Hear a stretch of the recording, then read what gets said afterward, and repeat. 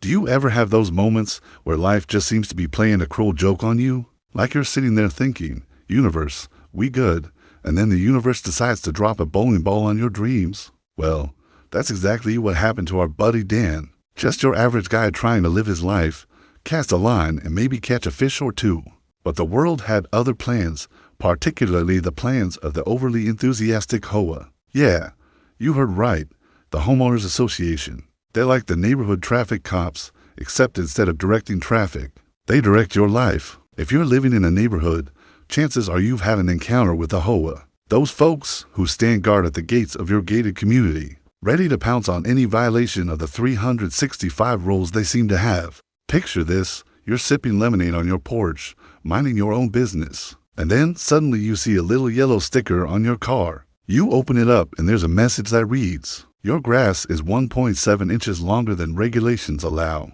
Please mow it before Tuesday or a fine of $25 will be imposed." Yep, it happened. These crazy rules extend to every nook and cranny of your house. Want to hang a wind chime on your porch? Nope, too noisy. Planning to park your RV in your driveway while you remodel your kitchen? Nope, violates the aesthetics covenant. Even want to paint your front door a different color? Forget about it. Unless you want to stare at a rejection letter from the HOA explaining why the shade of orange you chose doesn't fall within the parameters of acceptable exterior hues. Some HOAs can be downright tyrannical, and that's exactly what Dan was up against. Now let's get back to our story. Dan, our boy, decided to hit the books. He dove into old property records and local ordinances. His goal, find a loophole. Now, loopholes are tricky beasts. They hide in the nooks and crannies of legal texts, waiting to pounce on unsuspecting eyes. But Dan, he wasn't the sort to back down. He dug through dusty files and combed through archaic laws until he found it, a tiny clause buried deep within the community's charter. It gave residents the first right of refusal when it came to buying common areas like parks or pools. But Dan's eyes lit up when he read about the process. To exercise this right, residents had to convince 2/3 of the homeowners to support the purchase. It seemed almost impossible, but Dan wasn't planning to sell the idea to 2/3 of the homeowners.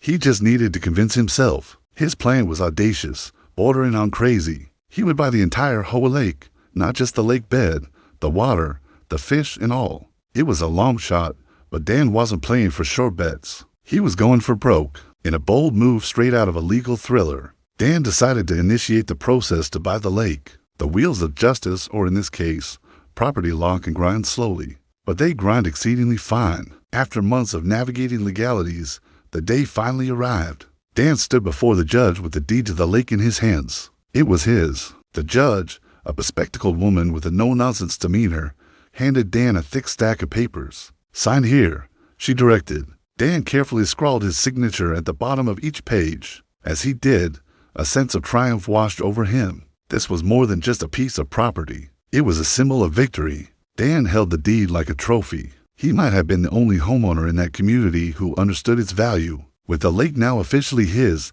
Dan was free to do as he pleased. The fish were his to catch, the water his to swim in. But as Dan basked in his victory, the other residents were feeling pretty low.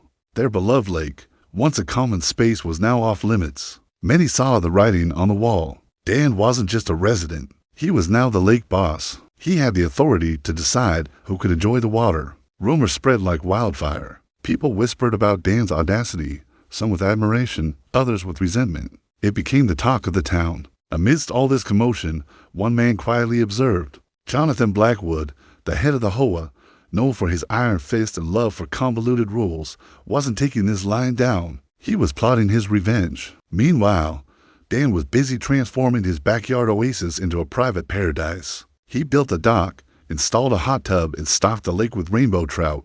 It was his sanctuary. But peace didn't last forever. One afternoon, a letter arrived. Dan opened it to reveal a scathing message from Jonathan, the HOA chief. It detailed several alleged violations and threatened fines if they weren't addressed immediately. Dan threw the letter in the trash. He knew it was just a warning shot. Jonathan was ready to fire. In retaliation for Dan's defiance, the HOA levied a series of hefty fines on him. It was their way of striking back, of reminding him that despite owning the lake, he was still subject to their regulations. But Dan wasn't deterred. He responded by installing surveillance cameras around the lake, capturing every trespasser who dared to set foot on his property. Then the fishing stories began to circulate around town. People flocked to Dan's dock eager to hear tales of his giant catches. Each story was more fantastical than the last, making Dan's lake even more coveted. The water wasn't just a source of relaxation. It was a treasure trove of fish. The heat was on. Dan's reputation as a legendary fisherman grew, leading many residents to break the rules and sneak into his lake. Caught in the act, Dan politely informed them of the trespass and offered them a choice: leave or wait for the police. The situation became increasingly chaotic,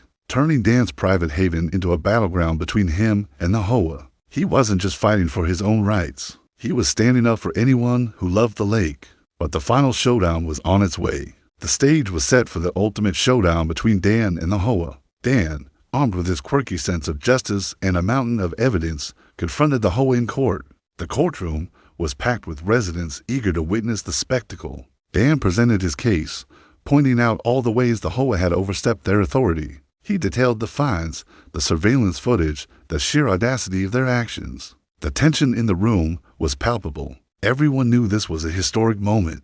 But the HOA wasn't backing down. They argued that Dan's ownership didn't negate the community's right to use the lake. Their lawyers cited obscure regulations and questioned Dan's motives. It was a fierce legal battle, a war of words that left Dan visibly shaken. But as the trial dragged on, something remarkable happened. Residents began to side with Dan. They saw how the HOA had abused their power, and it turned the tide of the case. After days of deliberation, the verdict was announced. Dan won. The court ruled that the HOA's actions were illegal and dissolved their authority over the lake. It was a resounding victory, a triumph of justice. But as the news of the verdict spread, something unexpected occurred. Instead of bitterness, an outpouring of support followed Dan. He became a local hero. People rallied behind him, praising his bravery and his tenacity. The community saw the error of their ways, and Dan was at the center of it all. In the aftermath of the ruling, Dan decided to share the wealth, literally. He sold shares of his lake to the residents at a nominal cost, making everyone stakeholders in this shared resource. It was a clever move that ensured the lake would remain accessible to all. The conflict with the HOA had brought the community together, and Dan was instrumental in forging these bonds. Today, Dan's story is a legend in that community. It serves as a reminder that even in the face of overwhelming odds, one man's determination can make a difference. The HOA, once the embodiment of power and control, is now a shadow of its former self. Its members, humbled by the experience, tread carefully to avoid another legal entanglement. As for Dan, he continues to cast his line into the waters of life, always ready for the next big catch. Whether it's a fish or a challenge, he faces it with a smile. The man who once fought for his right to fish has become a beacon of hope for anyone daring to challenge the status quo.